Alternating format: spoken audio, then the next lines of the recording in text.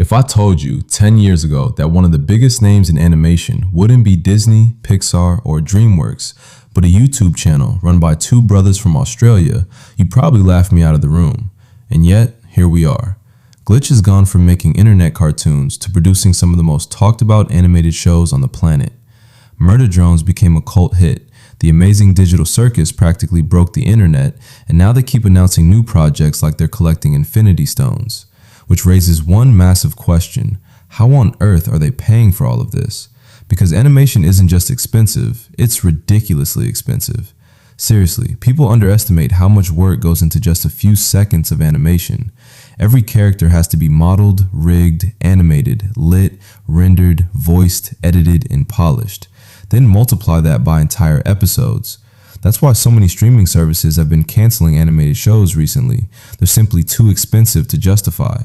So why is Glitch somehow doing the exact opposite? Instead of cutting back, they keep expanding. Either Luke and Kevin found a money tree, or they're running one of the smartest businesses on YouTube. The secret actually starts long before Glitch even existed. Before anyone had heard of Pomni or Uzi, Luke and Kevin were already building an empire through SMG4. For years, they uploaded videos that pulled in millions of views, creating an audience that trusted them no matter what they made. That's something money can't buy. Most animation studios have to spend years convincing people to care about their first show. Glitch skipped that step because millions of fans were already waiting for whatever came next. Of course, YouTube itself plays a huge role. People love saying YouTube doesn't pay creators anymore. And while that might be true for smaller channels, it's a completely different story when you're pulling hundreds of millions of views every year. Every advertisement, every recommendation, every binge watch session adds up. Someone watching The Amazing Digital Circus today might immediately watch Murder Drones, then discover older Glitch videos, creating a cycle where one successful show boosts every other project on the channel.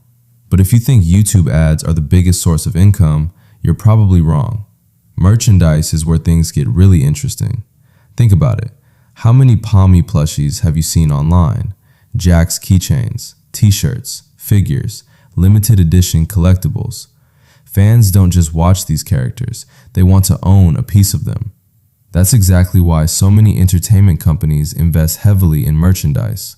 One successful character can continue generating revenue long after an episode is released, and Glitch has become incredibly good at turning its shows into brands people genuinely want to support.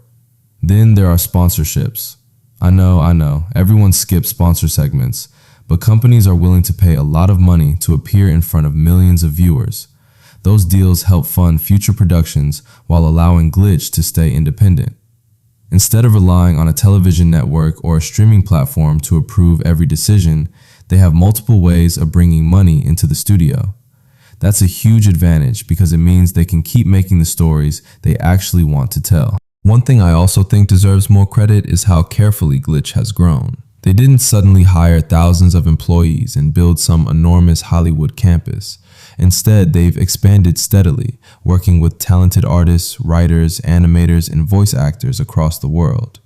It's still expensive, don't get me wrong, but staying flexible helps them avoid many of the massive costs that traditional studios have to deal with. They're running a modern animation company instead of trying to copy Disney's playbook. And then, The Amazing Digital Circus happened.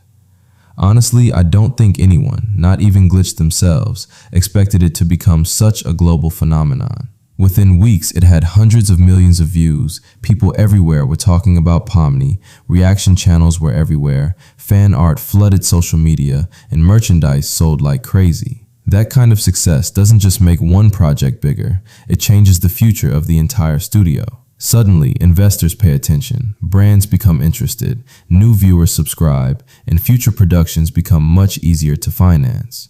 What's really clever, though, is that Glitch hasn't fallen into the trap of relying on just one hit. It would have been easy to focus entirely on The Amazing Digital Circus, but instead they've continued developing new shows. That's exactly how successful studios survive. If one series slows down, another can take its place. Instead of putting all their eggs in one basket, they're building an entire library of original worlds and characters, each attracting different audiences. Honestly, I think that's the biggest reason Glitch has become such a huge success. They aren't just making good animation, they're building a sustainable business around it.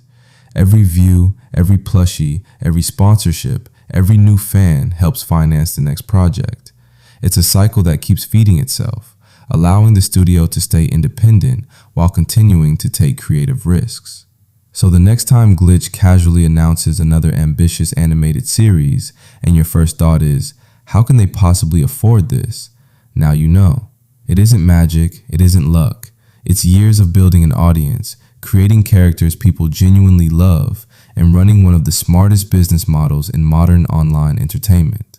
And if they keep making shows this good, I don't think they're slowing down anytime soon.